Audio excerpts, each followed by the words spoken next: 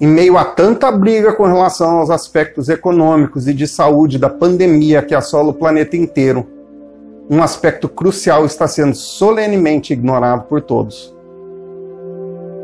Estão sendo montadas tendas para o atendimento de pacientes, que é para colher sangue para realizar testes de detecção de vírus, que é para internar pessoas em locais que até recentemente recebiam apenas jogos de futebol e shows. Ainda que de uma forma bem tímida também estão sendo montadas tendas para prover auxílio alimentar e econômico aos mais necessitados. Mas a gente não está montando a tenda da ajuda psicológica e psiquiátrica. E pode ter certeza, a gente vai pagar um preço muito alto por isso.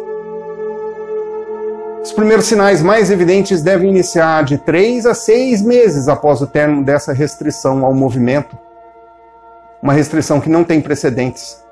E é justamente naquele momento que os países vão precisar de todas as pessoas em condições para ajudar a economia a se recuperar.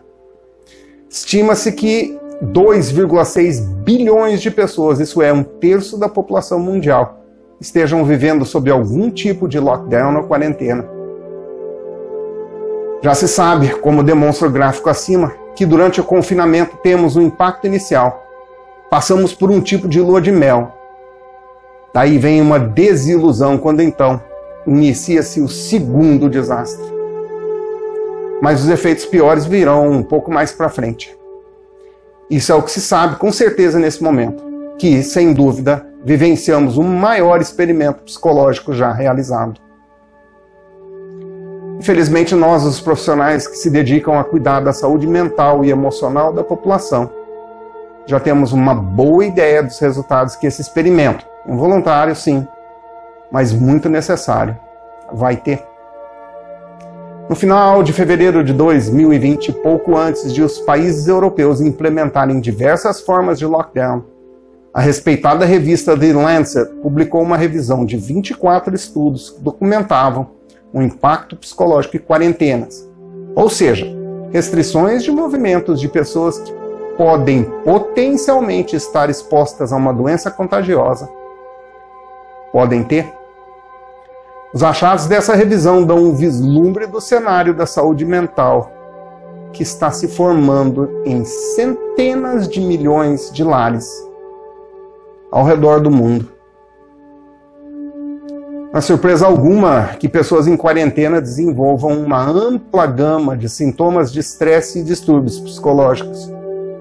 Dentre eles estão mau humor, insônia, estresse, ansiedade, raiva, irritabilidade, exaustão emocional, depressão e sintomas de estresse pós-traumático. Na verdade, o estudo mostra que mau humor e irritabilidade se destacam como os efeitos iniciais mais comuns, mas eles desencadeiam outros bem mais graves. De fato, os efeitos na saúde mental já estão sendo observados e relatados nas primeiras pesquisas feitas a respeito do lockdown na China. Nos casos em que pais estavam em quarentena com filhos, o custo para a saúde mental ficou ainda mais acentuado. O estudo indica que nada menos que 28% dos pais em quarentena receberam diagnósticos de distúrbios de saúde mental relacionados ao trauma. Em decorrência de epidemias anteriores, entre colaboradores de hospitais que trabalhavam em períodos de quarentena, quase 10% relataram sintomas depressivos graves até 3 anos após o período. Outro estudo que tratava dos efeitos de longo prazo da quarentena da SARS entre os profissionais de saúde encontrou um risco de longo prazo para abuso de álcool, automedicação e comportamento duradouro de evitação. Isso significa que anos depois de terem sido colocados em quarentena, alguns funcionários de hospitais ainda hoje evitam contato próximo com pacientes simplesmente ao não comparecerem ao trabalho. No Brasil, o programa Telepan Saúde, idealizado pela Faculdade de Medicina da Universidade Federal de Minas Gerais e pela Associação Brasileira de Neuropsiquiatria, já detectou quadros de medo, ansiedade, insônia crônica e apreensão, bem como quadros moderados a graves de angústia e incapacitação laboral. Para piorar, Profissionais da saúde estão sendo rejeitados e até expulsos de ônibus, por exemplo, por medo da população de eles serem vetores de doença. O programa identificou que uma parcela desses profissionais ficará incapacitada para o seu trabalho. Alguns deles vão aposentar, outros vão ter que ser remanejados para outras áreas. Uma parcela não vai conseguir colocar um pé numa UTI ou sala de emergência nunca mais. Não é porque são fracos e nem porque estão fazendo corpo mole. Sobram fatores estressores, falta treinamento para lidar com essas condições extremas, falta equipamento, descanso, sobra medo de eles mesmos se tornarem pacientes. E eu conheço muitos. E motivos para a população em geral ter estresse também abundam durante o confinamento. Existe o risco de infecção, medo de adoecer, medo de perda de entes queridos e uma forte perspectiva de grandes dificuldades financeiras. Tudo isso e muito mais está presente nessa pandemia atual. Certamente teremos uma segunda pandemia na saúde, a pandemia da saúde mental. Nos países em confinamento, estudos indicam que já há um grande aumento do absenteísmo entre aqueles que têm que trabalhar. As pessoas têm medo de pegar a Covid-19 no trabalho e faltam. Inclusive, existem relatos de médicos que estão pedindo exoneração de seus postos. Eles estão com medo dos efeitos da doença, que estão muito distantes de ser uma gripezinha. E vamos ver uma segunda onda disso daqui 3, 6 meses, exatamente quando a gente precisaria de todas as pessoas em boas condições, capazes de ajudar a reparar a economia. Em suma, pode-se esperar um aumento acentuado no absenteísmo e no esgotamento. Há muitos exemplos de casos anteriores. Ocorreu absenteísmo em unidades militares após a implantação em áreas de risco. Aconteceu em empresas que ficavam próximas ao marco zero quando dos ataques terroristas de 11 de setembro de 2001 nos Estados Unidos. Aconteceu também entre profissionais da saúde em regiões onde aconteceram surtos de ebola, SARS e MERS. Não tem motivo nenhum para a gente pensar que dessa vez não vai ser igual. A grande diferença agora é que isso vai ser em escala mundial.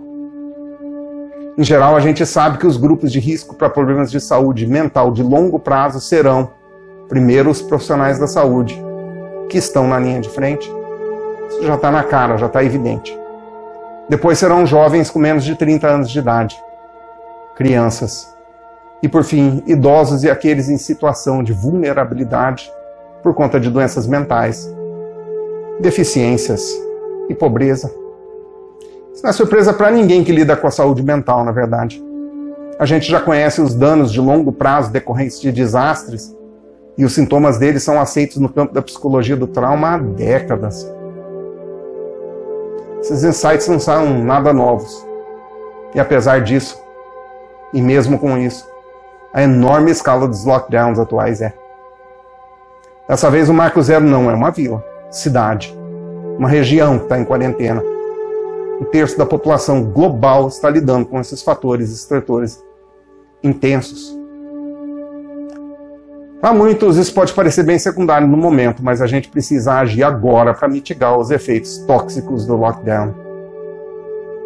Em vez disso, governos demais estão gastando tempo e recursos preciosos brigando para ter razão, enquanto pessoas morrem, falem ou enlouquecem. Então, onde eu pude observar também diferentes ONGs permanecem em silêncio. Quando se trata de oferecer apoio psicológico às populações, a maioria dos países está sempre atrasada.